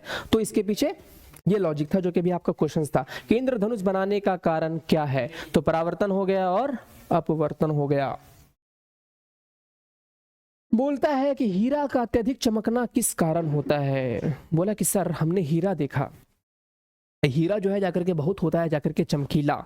तो हीरा जो है जाकर के इतना चमकीला आखिर क्यों होता है? ठीक है, हीरा के अंदर आखिर ऐसा होता क्या है कि हीरा जो है जाकर के रग दो सूरज की रोशनी में या कहीं पे तो बहुत ज्यादा जो है जाकर के चमकने लगता है। तो हम बोले क्या कि हीरा क्या होता है ना, हीरा जो होता है उसके अंदर जब लाइट जाता है ना तो अंदर में क्या होता है? पूर्ण आंतरिक परावर्तन होता है, बार बार परावर्तन होता है, ठीक है, पूर्ण आंतरिक परावर्तन होता है। इसके कारण क्या होता है? बहुत ज्यादा वो क्या होता है? जग जग जग जग जग जग मगमग करने लगता है और बहुत ज्यादा चमकता है। तो इसके पीछे जो रीजन होता है वो होता है जाकर के पूर्ण आंतरिक परावर्तन। आप लोगों को क्वेश्चंस उम्मीद करते हैं कि अच्छा लग रहा होगा और बहुत हिसाब से सेट किया गया है क्वेश्चंस आप लोगों के लिए, ठीक है, ताकि आप लोग एग्जाम में अच्छा से अच्छा कर सको। और क्वेश्चंस उसी हिसाब से बनाया जा रहा है जिस हिसाब से। अच्छा ये सब एक बात और मैं बता दूं, ये सब जितने क्वेश्चंस हैं वो लगभग कहीं ना कहीं एग्जाम्स में आ चुके हैं। ऐसा नहीं कि बस उठाया और कट कॉपी पेस्ट कर दिया। तो सब पूरी टीम है यहाँ पे जो लगी हुई, वो पूरी तरीके से इस पे काम कर रही है कि आपको अच्छे क्वेश्चन प्रोवाइड किए जाए ताकि आपके एग्जाम में ज्यादा से ज्यादा आ सके। तो चलो आगे देखते हैं। मरीचिका बनने का उदाहरण है, इसमें आप लिख सकते हो जाकर के मृग मरीचिका। क्या कह सकते हो? मृग मरीचिका। मृग मरीचिका वगैरह क्या होता है ना, रेगिस्तान में होता है। रेगिस्तान में क्या होता है कि पेड़ खड़ा है, आपको लगे और धूप की रोशनी आ रही है, आपको क्या लगेगा ना कि पेड़ नीचे है, पेड़ का एक प्रतिबिंब नीचे बनता है, वो भी पूर्ण आंतरिक परावर्तन के कारण बनता है। इसका और एग्जांपल समझो, आप जा रहे हो रेगिस्तान में, आपको लगेगा ना कि बहुत दूर में बहुत बड़ा तालाब है, बहुत बड़ा पानी है, आप गए तो देखे भैया पूरा का पूरा तो रेत है, तो वो जो होता है ना वो टोटल इंटरनल रिफ्लेक्शन के कारण होता है। सूर्य की जो किरणें पड़ती है, पूर्ण आंतरिक परावर्तन जो उसमें होता है, तो इस तरह चमकता है कि बहुत ज्यादा उसमें लाइटिंग हो जाती है और आदमी क्या हो जाता है, अकबका जाता है, उसको लगता है कि पानी, लेकिन जाने पे देखता है कि पानी वानी कुछ नहीं। तो इस टाइप की जो घटनाएं होती है वो होती है पूर्ण आंतरिक परावर्तन के कारण। ये सब आप मूवीज वगैरह में देखे होंगे, खास करके जो ओल्ड मूवीज होती है कि भैया एकदम हीरो हीरोइन जो है तड़प रहे हैं, उनका बच्चा है और वो रेगिस्तान में दौड़ रहे हैं, उनको लग रहा है कि वहां पानी, और वहां पर गए तो फिर भैया वहां पानी नहीं, वहां पानी। तो ये जो परिघटनाएं होती है लाइफ में, ये होते हैं पूर्ण आंतरिक परावर्तन के कारण। पूर्ण आंतरिक परावर्तन का और भी इस्तेमाल हो सकता है, जैसे कि एंडोस्कोप एक होता है, ये डॉक्टर इस्तेमाल करते हैं, ठीक है, उसमें भी पूर्ण आंतरिक परावर्तन को इस्तेमाल करते हैं। इसी तरह फाइबर ऑप्टिकल होता है, उसमें भी पूर्ण आंतरिक परावर्तन का इस्तेमाल करते हैं। देखो ये आपको दिखा रहे, एक हमारे जो है जाकर के शेख साहब है और ये रेगिस्तान में है और इनको ऐसा लग रहा है कि पेड़ जो है जाकर के ऊपर ना होने के बजाय नीचे है। ये क्यों लग रहा है? ये भी टोटल इंटरनल रिफ्लेक्शन के कारण लग रहा है। चलो आगे बोलता है कि मरीजों के पेट के अंदर परीक्षण करने हेतु डॉक्टरों द्वारा प्रयुक्त एंडोस्कोप किस सिद्धांत पर काम करता है, किस सिद्धांत पर कार्य करता है? तो हमने भी बताया था एंडोस्कोप क्या होता है, जाकर के वो पेट में डाल देते हैं मुंह के माध्यम से और इसमें अंदर में ट्रीटमेंट वगैरह होता है। तो उसमें भी क्या होता है, प्रकाश का पूर्ण आंतरिक परावर्तन होता है। देखो इस टाइप का पाइप लगा होता है और ये क्या होता है, बार बार परावर्तन होता जाता है, ऐसे ऐसे पूर्ण आंतरिक परावर्तन। और इस तरह क्या होता है, मरीज का जो है जाकर इलाज किया जाता है। तो ये भी क्वेश्चंस आते हैं कि एंडोस्कोप में डॉक्टर जो है जाकर किस सिद्धांत का इस्तेमाल करते हैं, तो उस सिद्धांत का नाम है पूर्ण आंतरिक परावर्तन। अब देखो मेरे भाई आगे कि आप देखे होंगे कि तारे आपको क्या होते हैं, टिमटिमाते हुए प्रतीत होते हैं। आकाश में तारे जो होते हैं जाकर के वो क्या होते हैं, टिमटिमाते हुए प्रतीत होते हैं। तो बोला सर आकाश में तारा तो होता है बड़ा बड़ा एकदम, तो सर हमको टिमटिमाता हुआ क्यों प्रतीत होता है? तो होता क्या है कि तारा जो होता है ना जाकर के आपका तारा होता है बहुत छोटा और उससे रोशनी आ रही है, तो वो कभी विरल माध्यम में आता है, कभी सघन माध्यम में आता है। ये सघन माध्यम हो गया, जैसे कि वायु ऊपर में हो गया विरल माध्यम, फिर कहीं सघन, फिर कहीं विरल, इस तरह चलते रहता है। तो जब भी एक कॉन्सेप्ट याद रखो कि जब भी कोई प्रकाश की किरण, ये देखो विरल, ये आपका अभिलंब हो गया, विरल माध्यम से सघन माध्यम में आएगी तो अभिलंब की ओर मुड़ जाएगी। और जब, एक मिनट, देखो होता क्या है कि जब भी कोई प्रकाश की किरण विरल माध्यम से सघन माध्यम में आएगी तो वो अभिलंब की ओर मुड़ जाएगी, और जब सघन माध्यम से विरल माध्यम में जाएगी तो अभिलंब से थोड़ा दूर हट जाएगी। अब होता क्या है कि तारे से जो प्रकाश आ रहा है वो कभी निर्वात में और कभी जाकर के जो है जाकर के एयर में, फिर निर्वात, कभी एयर, इस टाइप का बहुत सारा उसको मीडियम मिलता है। कहीं धूल कण बहुत ज्यादा है, तो होता क्या है प्रकाश में क्या होता है, बार बार जो है जाकर के अपवर्तन होता है, और इस अपवर्तन के कारण क्या होता है, हमको तारा जो है जाकर के टिमटिमाता वो प्रतीत होता है। रियल मायने में टिमटिमाता नहीं, क्योंकि उससे आने वाला जो रोशनी होता है वो बहुत ही छोटा होता है, बहुत ही कम होता है और बहुत ही बिंदु स्रोत की तरह होता है। तो हमारे आंख में क्या होता है, बार बार परिवर्तन होता है लाइट का, इसके कारण क्या होता है, हमारा जाकर के तारा टिमटिमाता वो प्रतीत होता है। वही आप देख लो चांद, चांद से भी तो रोशनी आती है, लेकिन चांद आपको कभी भी टिमटिमाता हुआ प्रतीत नहीं होगा, क्योंकि चांद जो है ना बहुत सारे बिंदु का मिलन है, मतलब कि बड़ा सोर्स है, और उससे आने वाली जो रोशनी है उसमें भी अपवर्तन हो रहा है, लेकिन जो हमारे आंख में जो चेंजिंग हो रहा है उसके रिस्पेक्ट में वो बहुत ज्यादा बड़ा हो जाता है, इसीलिए वो हमें टिमटिमाता हुआ प्रतीत नहीं होता। जबकि जो आपका तारा है वो जो आपका टिमटिमाता हुआ प्रतीत होता है। तो तारे टिमटिमाते हुए क्यों प्रतीत होते हैं मेरे भाई, तो वो होता है प्रकाश का वायुमंडलीय अपवर्तन। इसको आप प्रकाश का अपवर्तन भी कह सकते हो या वायुमंडलीय अपवर्तन भी कह सकते हो। चलो आगे बोलता है आकाश का रंग नीला क्यों दिखाई पड़ता है। ये एक अलग कॉन्सेप्ट है कि सर आकाश का जो रंग होता है वो नीला क्यों दिखाई पड़ता है। देखो इसका कारण जो होता है, पहले तो मैं आपको इसका आंसर बता दूं कि नीले प्रकाश का प्रकीर्णन क्या होता है, सबसे अधिक होता है, इसी कारण हमें क्या होता है, आकाश नीला दिखाई पड़ता है। अब देखो प्रकाश में होता क्या है जाकर के, प्रकाश में होता क्या है जाकर के 7 कलर्स होते हैं। प्रकाश में कितने कलर्स होते हैं, प्रकाश में जो है जाकर के 7 कलर्स होते हैं। अब आपका जो वायुमंडल है ना, वायुमंडल में क्या होता है, बहुत सारे छोटे छोटे कण होते हैं, और ये कण क्या करते हैं जाकर के इन रंगों को विभक्त, प्रकाश को विभक्त करने का कार्य करते हैं। तो जो सबसे ज्यादा जो सबसे ज्यादा जो कलर होता है जो कि प्रकाश के कणों के द्वारा विभक्त होता है उसका नाम होता है नीला कलर। नीला कलर को क्या करते हैं, बहुत ही कंफर्टली, बहुत ही आराम से क्या करते हैं, प्रकीर्णित कर देते हैं, पूरी तरीके से आसमान में फैला देते हैं। जब पूरी तरीके से आसमान में नीला नीला फैल जाता है तो हमको आकाश लगने लगता है नीला। वही आप क्या करो, वायुमंडल से एकदम मस्त एक अपना रॉकेट लो, क्योंकि आपको तो इंडियन गवर्नमेंट हो या अमेरिकन गवर्नमेंट हो कोई रॉकेट देने जा नहीं रही, अपना रॉकेट से ऊपर निकल लिए। और जब ये एस्ट्रोनॉट जो जाते हैं वो जब जाते हैं तो उनको आकाश काला दिखता है। काला क्यों दिखता है, क्योंकि वहां पे तो कोई धूल कण है नहीं। जब कोई धूल कण है नहीं तो स्कैटरिंग ऑफ लाइट मतलब प्रकीर्णन ऑफ लाइट होता नहीं। जब वो होता नहीं तो हमें कैसा दिखता है जाकर के, वो काला। और हम जब जमीन पे होते हैं तो स्कैटरिंग ऑफ लाइट के कारण, प्रकाश के प्रकीर्णन के कारण जो कि धूल कण है उसको क्या करते हैं, जाकर के नीले रंग को क्या करते हैं, बहुत ज्यादा प्रकीर्णित करते हैं और उसके कारण हमें क्या कैसा दिखता है, तो नीला दिखता है। तो नीले प्रकाश का प्रकीर्णन सबसे अधिक होता है, इसी कारण हमारा क्या होता है, आकाश का रंग नीला दिखता है। इसी में आपका समुद्र का रंग भी नीला दिखता है। उसके बाद बोलता है कि अंतरिक्ष यात्री को आकाश का रंग कैसा दिखाई देता है। मेरे भाई अभी हमने बताया कि आप अगर अंतरिक्ष में जाओगे तो आपको किसी भी तरह का स्पेस में धूलकण वगैरह नहीं मिलता। जब धूलकण मिलेगा ही नहीं, स्कैटरिंग ऑफ लाइट होगा ही नहीं, तो क्या दिखेगा, नीला दिखेगा, पॉसिबल ही नहीं। तो जब नीला नहीं दिखेगा मेरे भाई तो कैसा दिखेगा, तब उसका रंग जो दिखेगा आपको वो काला दिखेगा। सब बेसिक कॉन्सेप्ट है और क्वेश्चंस आपके एकदम बेसिक्स लेवल पे आ रहे हैं, बस आपका कॉन्सेप्ट क्लियर होते जाना चाहिए। चलें आगे देखते हैं। बोलता है कि सूर्योदय और सूर्यास्त के समय सूर्य का रंग लाल क्यों दिखाई पड़ता है। लो भैया अब अलग कॉन्सेप्ट आ गया। बोल रहा है कि जब सूरज डूबता है या सूरज उगता है तो उसका रंग जो है जाकर के लाल क्यों दिखाई देता है। सर ये वाला समझ में आएगा, स्कैटरिंग ऑफ लाइट के कारण इसका रंग लाल क्यों दिखाई पड़ता है। तो देखो हम चाहें तो इसको बस ऐसे ही मार दें और हो जाएगा, लेकिन आपको इसके पीछे एक लाइन का कॉन्सेप्ट मैं दे देता हूँ। होता क्या है कि जब सूरज जो है जाकर के क्षितिज के समीप होता है तो होता है क्या, नीला रंग का जो प्रकाश होता है ना वो पूरी तरीके से प्रकीर्णित हो जाता है। तो जो बचा हुआ जो प्रकाश होता है, बचा हुआ वो होता है रेड, वो होता है लाल। इसी कारण हमें जो है ना पूरा पूरा लाल रोशनी दिखता है सूरज में, क्योंकि आपके स्कैटरिंग ऑफ लाइट के कारण तो आपका पूरा नीला रंग तो प्रकीर्णित हो गया। जब पूरा नीला रंग प्रकीर्णित हो गया तो आपका बचा उसमें ज्यादातर रेड, और रेड का तरंगदैर्घ्य क्या होता है जाकर के सबसे ज्यादा। इसीलिए आप देखे होंगे रेलवे सिग्नल्स में जो है रेड रंग यूज करते हैं। क्यों, क्योंकि रेड जो है बहुत दूर से दिख जाता है, उसका तरंगदैर्घ्य जब ज्यादा होता है ना तो उसका विचलन कम होता है। तो यहाँ भी वही कहानी होती है कि स्कैटरिंग ऑफ लाइट के कारण क्या होता है कि नीला रंग पूरी तरीके से फैल जाता है, तो बचता है आपका जाकर के लाल रंग, और हमें सूरज कैसा दिखता है, लाल रंग का प्रतीत होता है। तो ये भी हमारा हो जाता है जाकर के प्रकाश का प्रकीर्णन, प्रकाश के प्रकीर्णन के कारण। ठीक, उसके बाद है कि सूर्य के प्रकाश को धरती पर पहुंचने में कितना समय लगता है। सूर्य के प्रकाश को, सूरज भाई हमसे बहुत दूर है, बहुत दूर बहुत दूर बहुत दूर, इतना दूर कि अभी तक हमारे जो वैज्ञानिक है वो जाने का सोच रहे हैं।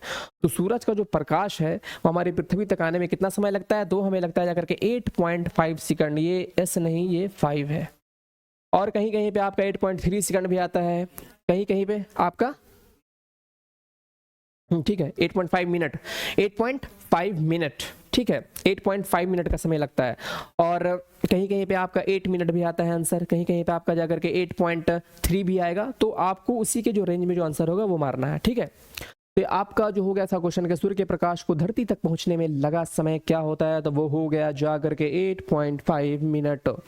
चलो आगे चलते हैं कि ओम का नियम क्या होता है। अब जो ये फिजिक्स के क्वेश्चन है, कुछ हमारे आपको जो है विद्युत से भी क्वेश्चंस आए हुए हैं एग्जाम में, तो हम लोग थोड़ा इसको देख लेते हैं। ओम का एक नियम होता है। ओम क्या थे भैया, हमारे एक वैज्ञानिक थे, उन्होंने एक नियम दे दिया जिसको हम नाम दे दिया ओम का नियम। और ओम का नियम मेनली क्या होता है, एक होता है जाकर के फॉर्मूला, इसको रट जाओ, घोल जाओ, पी जाओ। V बराबर IR, क्या होता है, V बराबर IR। V for voltage, I for current, और R फॉर हमारा हो गया जाकर के रेजिस्टेंस। ये हमारा हो गया वोल्टेज, इसको आप एम्पियर भी कह सकते हो, हम करंट लिख दे रहे हैं, करंट। और ये हमारा हो गया रेजिस्टेंस। रेजिस्टेंस मतलब प्रतिरोध, वोल्टेज मतलब विभवांतर, करंट मतलब विद्युत धारा। इसको आप रट जाओ, घोल जाओ कि V बराबर IR, V बराबर IR, V बराबर IR। 10 बार बोलो, दिमाग में सेट हो जाएगा। बस नॉर्मली इसका आएगा कि ओम का नियम क्या है, यहाँ पे इस तरह लगा देगा I to R, I by R, I R, R is equal to I भाई कुछ भी, I R square, I R square, I square आ रहा। तो आपको सीधा सीधी कुछ नहीं देखना, आपको याद रखना है कि सर ने जो है याद कराया था V बराबर IR, तो V बराबर IR है, इसको मार के चले आना है। चलो आगे, 1 किलोवाट आवर का मान कितना होता है। देखो ये भी क्वेश्चन आता है कि 1 किलोवाट आवर का मान कितना होता है। 1 किलोवाट आवर को आप जाकर के एक यूनिट भी बोलते हो। क्या बोलते हो इसको जाकर के? एक यूनिट। और इसका मान होता है 3.6 इंटू 10⁶ जूल। इन्होंने एक टाइपिंग में थोड़ा मिस्टेक हो गया है, इसको आप ऐसे लिखो 3.6 इंटू 10⁶ जूल। ठीक है। अब आप पूछ सकते हो कि सर ये कैसे आया है। 2 लाइन में मैं चाहूँ तो एक्सप्लेन कर दूं, लेकिन टाइम फिर वीडियो थोड़ा लंबा हो जाएगा। तो आप इसको जनरली याद रखना कि 1 किलोवाट आवर, जिसको हम लोग एक यूनिट भी कहते हैं, उसका वैल्यू होता है 3.6 इंटू 10⁶ जूल। 3.6 इंटू 10⁶ जूल दिमाग में बैठा लो, 3.6 इंटू 10⁶ जूल। तो बोले कि भैया 1 यूनिट का मान कितना होता है, रात में उठा के बोले 3.6 इंटू 10⁶ जूल। तो आपके दिमाग में छप जाना चाहिए, आपको जो है जाकर के याद हो जाना चाहिए। ख्वाब में मत बोलना यार, वरना घर वाले डर जाएंगे। बस ऐसे ही मैंने कह दिया था। तो चलो 33, घरेलू विद्युत सप्लाई के दौरान काले रंग का आवरण होता है। ये भी आपका आया हुआ क्वेश्चन है कि घरेलू विद्युत में 2-3 तरह के तार इस्तेमाल किए जाते हैं, लाल, हरा और काला। तो जो काला रंग का तार होता है वो कौन सा होता है? तो वो होता है आपका जाकर के उदासीन तार। कौन सा होता है? उदासीन तार। बोल देगा लाल तार कौन सा होता है? तो लाल तार होता है विद्युतमय तार होता है, जिसमें जो जाकर के लाइट आती है। ये सब जनरली है। बल्ब में कौन सी गैस भरी होती है? बल्ब क्या है ये? बल्ब। बोल रहा है कि बल्ब में कौन सी गैस भरी होती है। देखो बल्ब के अंदर होता है क्या एक्चुअल में? बल्ब के अंदर जो होता है जाकर के फिलामेंट लगा हुआ होता है। बल्ब के अंदर जो है जाकर के फिलामेंट लगा हुआ होता है। अब वो क्या होता है ना, अगर आप उसमें ऑक्सीजन गैस वगैरह डाल दोगे तो उससे वो रिएक्शन कर जाएगा। तो रिएक्शन से बचाने के लिए क्या होता है, उसमें अकेले गैस को हम लोग भरते हैं। तो बल्ब में जो हम लोग गैस भरते हैं उसका नाम होता है जाकर के नाइट्रोजन गैस, ताकि किसी भी तरह का जो है जाकर के अभिक्रिया ना हो और आराम से आपका जो है जाकर के बल्ब जल सके।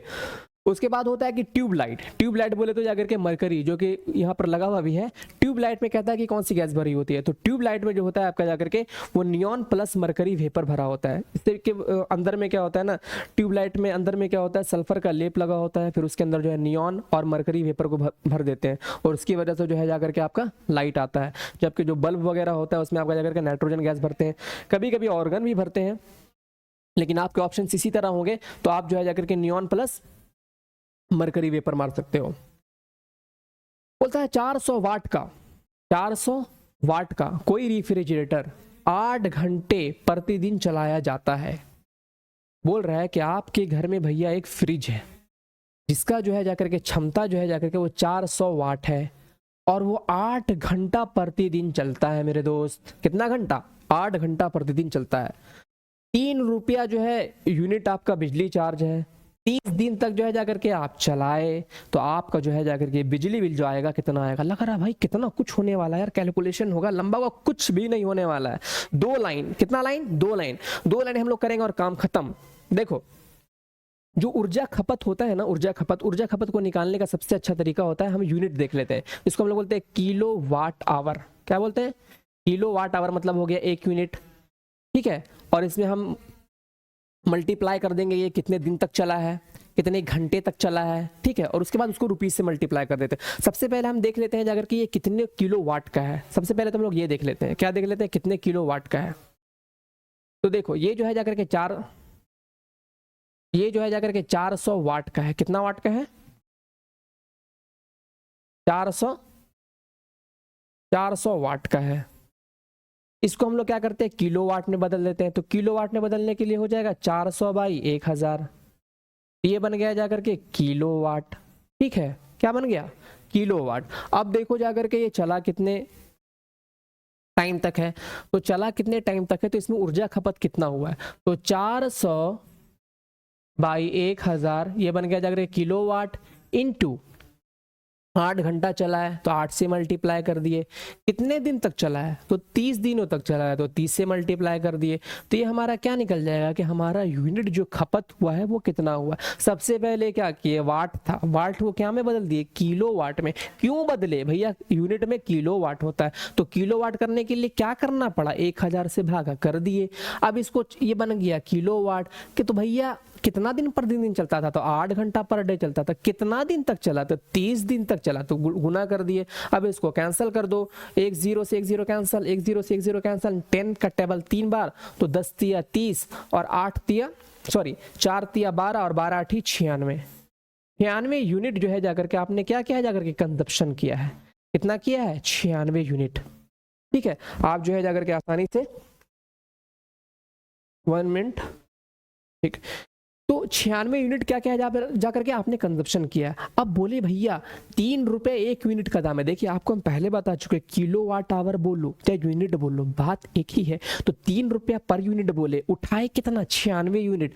तो टोटल जो रुपीज हो जाएगा कितना हो जाएगा? 3 इंटू 96 रुपीज, क्योंकि 96 यूनिट आप उठाए और 3 रुपया पर देना है। इसको क्या कर दिए? मल्टीप्लाई, 3 चक 18 का 8 हाथ में रहे, 3 नमा 27 1 28, तो 288 रुपया हो गया जाकर के आपका आंसर। 288 है ऑप्शन में, बिल्कुल है, तो ये हो जाएगा आपका आंसर। बोल रहा है एक बंदा कि सर नहीं समझ में आ रहा है, एक बार और देखो। ये क्या है आपका जाकर के 400 वाट। 400 वाट को क्या किए जाकर के 1000 से डिवाइड कर दिए। 1000 से डिवाइड किए मेरे दोस्त, तो ये बदल गया जाकर के किलो वाट में। अब किलोवाट हमारा आ गया 400 बाई 1000। डेली कितना चलाते थे? 8 घंटा, 8 से मल्टीप्लाई कितना दिन? 30 दिन, 3 से मल्टीप्लाई कट किया, आ गया 96 यूनिट। 96 यूनिट आप जो टोटल कंजप्शन किए हो, 1 यूनिट का चार्ज कितना? 3 रुपया, तो 3 इंटू 96 कर दिया, आ गया 288, खल्ली बल्ली। इसी तरह आपका क्वेश्चन आता है, बहुत ही नॉर्मल आता है, आप आसानी से सॉल्व कर सकते हो। चलो आगे, बोलता है किसी अर्धचालक का प्रतिरोध गर्म करने पर क्या होता है।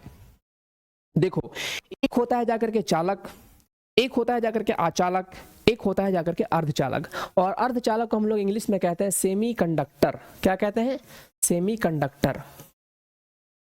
ठीक है, बस इसको आप याद कर लो, दिमाग में घुसा लो। ऐसे ये काफी अच्छा टर्म है, इसको एक्सप्लेन करने में बहुत अच्छे से हम लोग कर सकते हैं।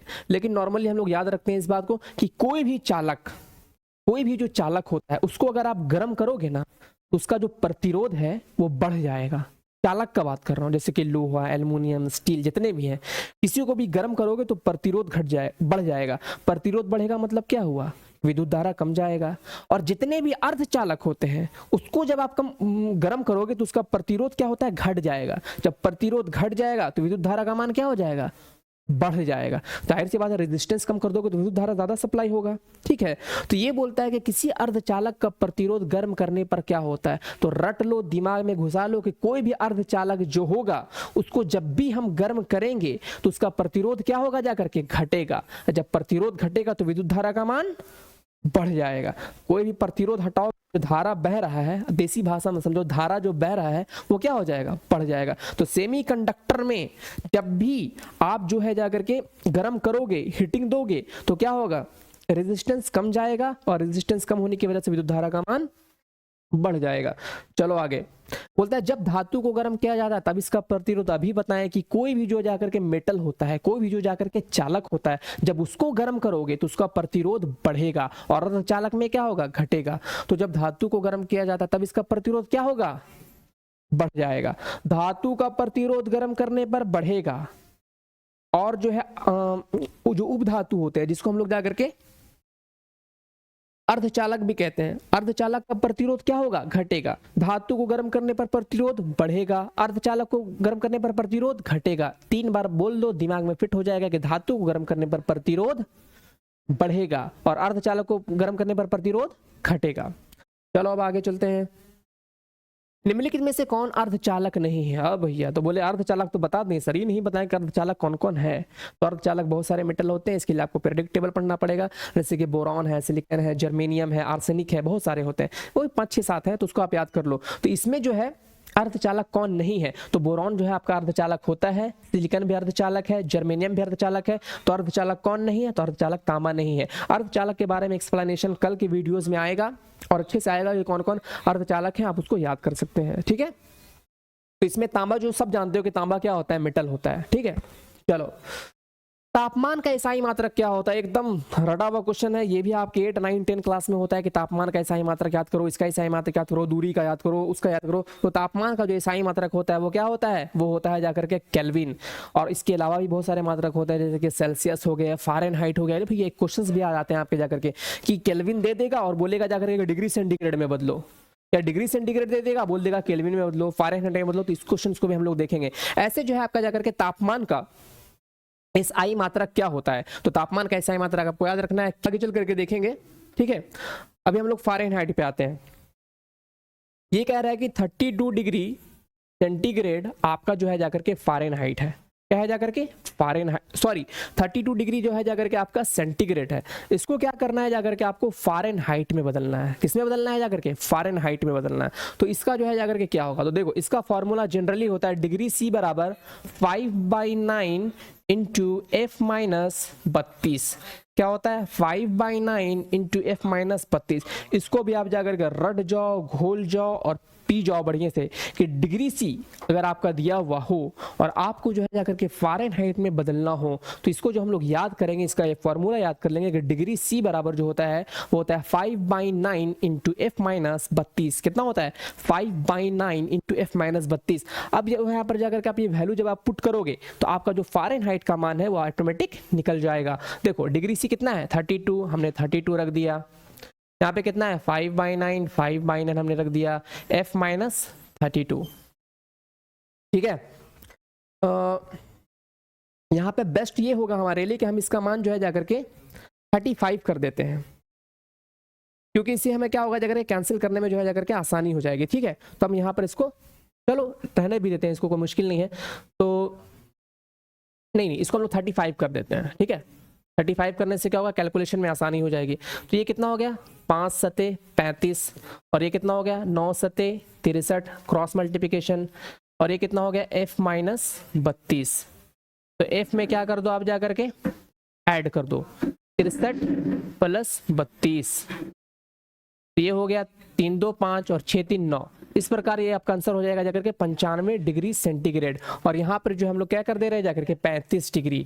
देखो हम लोग जो है जाकर के इसको 32 डिग्री सेंटीग्रेड भी रख सकते थे, लेकिन आप लोगों को क्या होता है ना, अभी कैलकुलेशन होता है उसमें पॉइंट्स आ जाते, तो आप लोगों को ही इश्यू होता है, इसीलिए हमने क्या किया, इसको जाकर के 35 डिग्री सेंटीग्रेड कर दिया। ठीक है, तो इस तरह आपके आंसर क्या हो गए? 95। तो आपको जो ये फॉर्मूला घोल करके पी जाना है कि डिग्री सेंटीग्रेड में जब भी फ़ारेनहाइट में आप बदलोगे तो आपका फॉर्मूला होता है डिग्री सी बराबर 5/9 इंटू एफ माइनस 32, मतलब डिग्री सी बराबर 5/9 इंटू एफ माइनस 32। चलो आगे बोलता है त्वरण का मात्रक क्या होता है। कल भी हम लोगों ने जो है जाकर जब हम लोग प्रीवियस ईयर को कर रहे थे तो हम लोग इस क्वेश्चंस को देखे थे कि त्वरण का जो है मात्रक क्या होता है। तो त्वरण का हम लोग सबसे पहले क्या देख लेते हैं, इसका फॉर्मूला होता है a बराबर v minus you by T. u को कर दो 0 तो v अपॉन टी। तो ये हमारा हो गया भाई मीटर पर सेकंड। पहले से t का क्या हो जाएगा? सेकंड, तो मीटर पहले से सेकंड था, फिर ये वाला सेकंड नीचे चला गया, तो क्या हो गया मेरे दोस्त? मीटर पर सेकंड स्क्वायर। क्या हो गया? मीटर पर सेकंड स्क्वायर। तो ये कह रहा है कि त्वरण का मात्रक क्या होता है। तो आप इसमें देखो मीटर पर सेकंड स्क्वायर कहीं पे है? बिल्कुल है, ये वाला है, और ये हमारा हो जाएगा आंसर। तो कौन सा कह रहा है? यहाँ पे थोड़ा सा टाइपिंग मिस्टेक है, ये कुछ इस तरह से होगा, मीटर पर सेकंड स्क्वायर। ठीक है, चलो अगले क्वेश्चन की तरफ। बोलता है न्यूटन गति का नियम किस नाम से जाना जाता है। यहाँ पे थोड़ा सा छूटा है, तो न्यूटन गति का प्रथम नियम, कौन सा नियम? प्रथम नियम। क्वेश्चन कुछ इस तरह से है कि न्यूटन गति का प्रथम नियम जो है वो किस नाम से जाना जाता है। देखो न्यूटन गति का प्रथम नियम आपने क्लास 9 में पढ़ा था कि कोई भी वस्तु अपनी स्थिति में तब तक बनी रहती है जब तक उस पर किसी भी तरह का बाह्य बल कार्य ना करे। मतलब कोई वस्तु अगर खड़ी है, कोई चेयर खड़ा है, तो वो तब तक नहीं हटेगी वहां पर से जब तक आप उसको जाकर के धक्का ना दो, या अंतरिक्ष में या कोई चीजें घूम रही है तो वो तब तक नहीं रुकेगी जब तक उसको रोको नहीं, मतलब जब तक बाह्य बल ना लगाओ। तो ये जो परिभाषा होती है ना, ये जड़त्व की परिभाषा होती है। किस चीज की परिभाषा होती है? जड़त्व की। कहने का मतलब ये चेयर यहाँ पे है तो अपने जड़त्व के कारण, अपने द्रव्यमान के कारण वहां पे पड़ा हुआ है। अब जाकर उसको फोर्स लगाओगे तो वो जहां करके वहां पर क्या हो जाएगा, जाकर के स्लाइड होकर के हट जाएगा। तो जो ये न्यूटन गति का जो प्रथम नियम होता है वो आपको जड़त्व के नियम की तरह क्या करता है, जाकर के व्यवहार करता है। ठीक है, चलो वॉशिंग मशीन का कार्य सिद्धांत कौन सा होता है। कहता है कि वॉशिंग मशीन अब तो हर किसी के घर में है भाई, एकदम मस्त। अब पहली तरह वो नहीं रहा बात कि कपड़ा धोवो हाथ से निकाल करके रगड़ रगड़ के धो रहे, वॉशिंग मशीन में डाले और धुला गया। तो कहता है कि वॉशिंग मशीन जो काम करता है वो किस सिद्धांत पे काम करता है। तो वॉशिंग मशीन जो होता है ना वो अपकेंद्रण सिद्धांत पे काम करता है। कहने का तात्पर्य होता है अपकेंद्रण विधि में होता है कि आप किसी चीज को जब कस के राउंड करते हो, जब आप किसी चीज को कस के घुमाते हो, तो घुमाने की वजह से क्या होता है, जो भारी कण होता है वो नीचे आ जाता है और हल्का कण ऊपर चला जाता है। तो जितनी गंदगी होती है वो भारीपन के कारण नीचे आ जाता है, कपड़ा ऊपर आ जाता है। इस तरह गंदगी क्या होती है, साफ होती है। इसका इस्तेमाल आप जाकर के मक्खन और घी निकालने में भी करते हैं। दूध को क्या करते हो, कस के मत्ते हो, कस के मत्ते के कारण क्या होता है, भारी कण नीचे हल्का कण ऊपर, पूरा मलाई आ गया, छाट करके मस्त घी निकाल लिए। तो इसमें जो हम लोग विधि का इस्तेमाल करते हैं उसका नाम है अपकेंद्रण।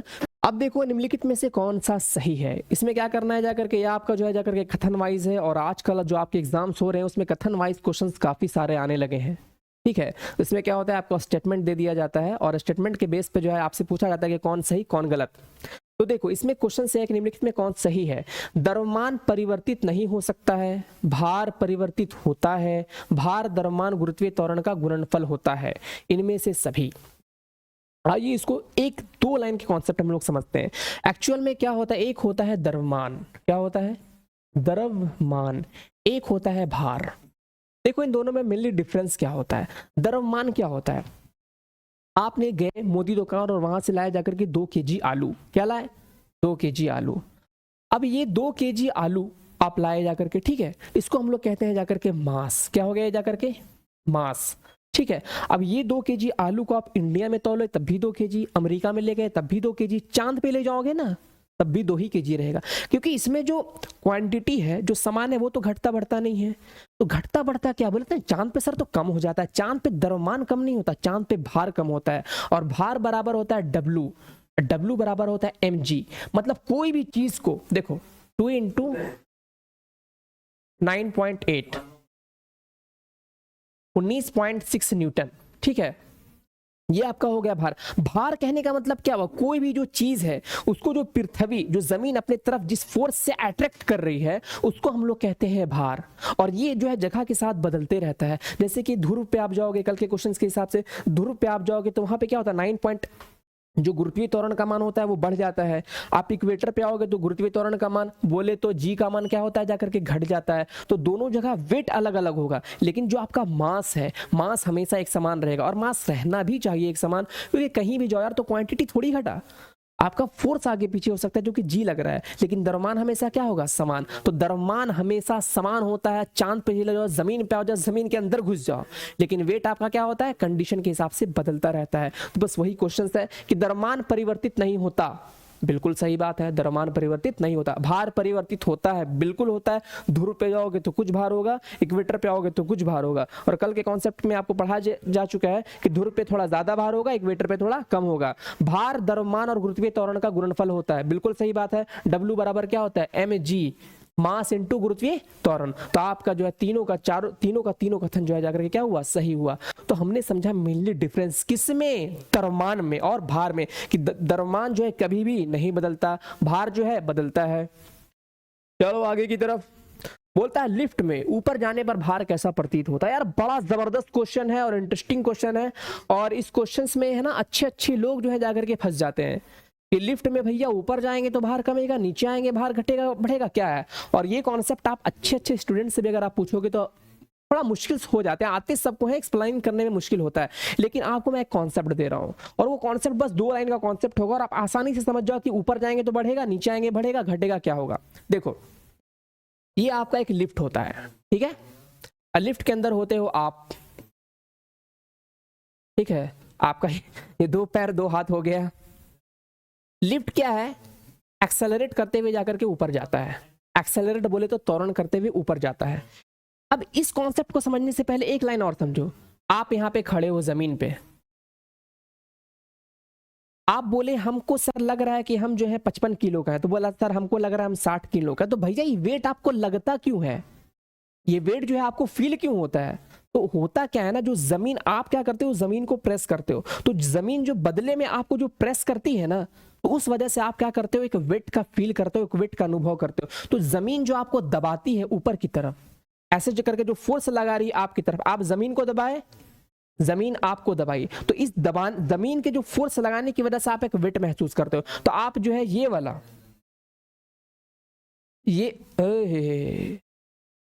आप जो है ये वाला एरो हमेशा याद रखो कि जमीन जो आप पे जो ऊपर की ओर फोर्स लगा रही है उसकी वजह से आप अपना वेट फील करते हो। जमीन जो है ऊपर की जो फोर्स, ऊपर की तरफ जो आप पे फोर्स लगा रही है, जो बल लगा रही है, उसकी वजह से आप वेट फील करते हो। फिर कह रहा हूं जमीन जो है ऊपर की तरफ आप पे जो फोर्स लगा रही है, आपके बदले में जिस वजह से आपने दबाया, आपको जमीन ने ऊपर की तरफ फोर्स लगा, उस वजह से आप वेट फील करते हो। याद हो गया ये बात कि जमीन जो है ऊपर की तरफ जो आप पे फोर्स लगा रही है बदले में, उसकी वजह से आप वेट फील करते हो। खत्म, फिनिश हो गया कॉन्सेप्ट। देखो अब आप लिफ्ट में हो, आप लिफ्ट में हो, तो जब लिफ्ट में हो तो आप एक फोर्स का फील कर रहे हो, तो वो फोर्स क्यों फील कर रहे हो?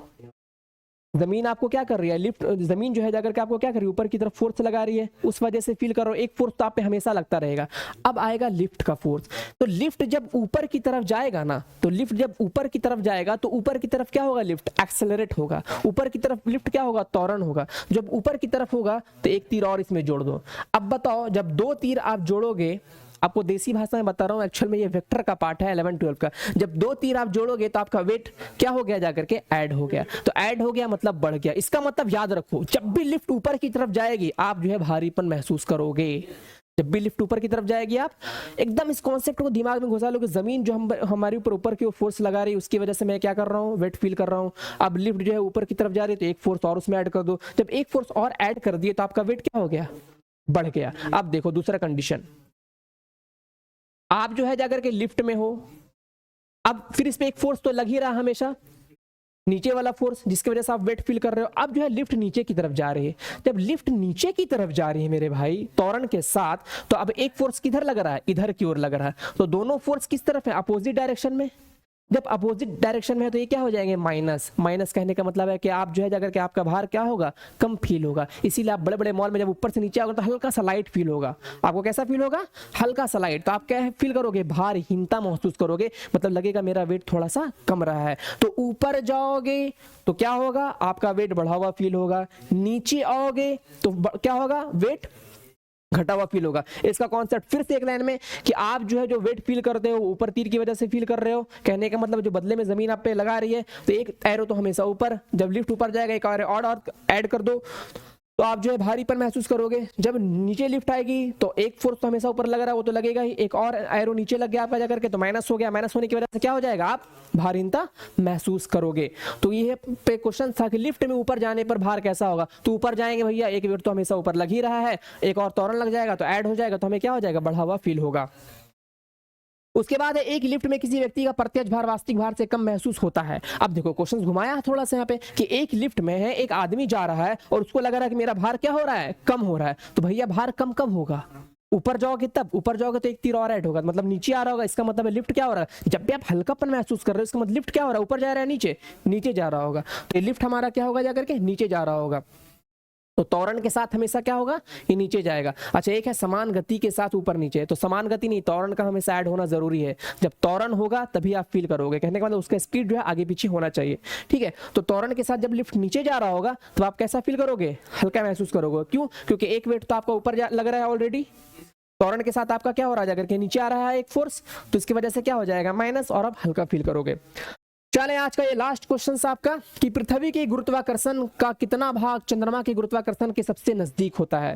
कहने का मतलब ये है कि जो जी का वैल्यू जो होता है हमारे पृथ्वी पर जितना भी होता है जाकर के, उसका जो है जब हम चांद पे जाते हैं तो उसका जी का वैल्यू कितना होता है, तो उसका जी का जो वैल्यू होता है वो 1/6 होता है। मतलब किसी चीज का वेट अगर यहाँ पे जितना भी है, मान लेते किसी चीज का वेट 12 kg है, तो वहां पे आप जाओगे तो 1/6 हो जाएगा। 1/6 कहने का मतलब कितना, 2 kg हो जाएगा। हमने वेट इस्तेमाल किया, याद रखे द्रव्यमान हर जगह समान होगा लेकिन वेट बदलता रहता है। तो इस तरह आपके सारे के सारे क्वेश्चंस हो गए कंप्लीट, और आज जो है आपको 50 इंपॉर्टेंट क्वेश्चंस कराए गए हैं। और इस्फाक सर और उनकी पूरी टीम ये चाह रही है कि आपको जो अच्छे क्वेश्चंस हैं साइंस के सब करा दिए जाएं, और कराने के साथ साथ ये कोशिश होती है ना कि आपको यहाँ पे याद हो जाए। और ऐसा नहीं है कि आपको क्वेश्चंस आए और क्वेश्चंस हमने टिक आउट कर दिया, नहीं, हर क्वेश्चंस के पीछे कॉन्सेप्ट होता है और हमारी पूरी कोशिश होती है कि उस कॉन्सेप्ट को आप तक डिलीवर किया जाए, आप तक जो है डिलीवर किया जाए, उसके लिए हम लोग काम कर रहे हैं। और इसी तरह आपके सोशल्स के क्लास होने वाले हैं बाय दिलकश सर, और मैथ्स और रीजनिंग आपके इस्फाक सर पढ़ाएंगे। तो इस तरह ये हमारा आज का क्लास कंप्लीट होता है। कैसा लगा आपको क्लास, इस पे आप अपना कमेंट दें, चैनल को सब्सक्राइब करें। Okay, thank you guys.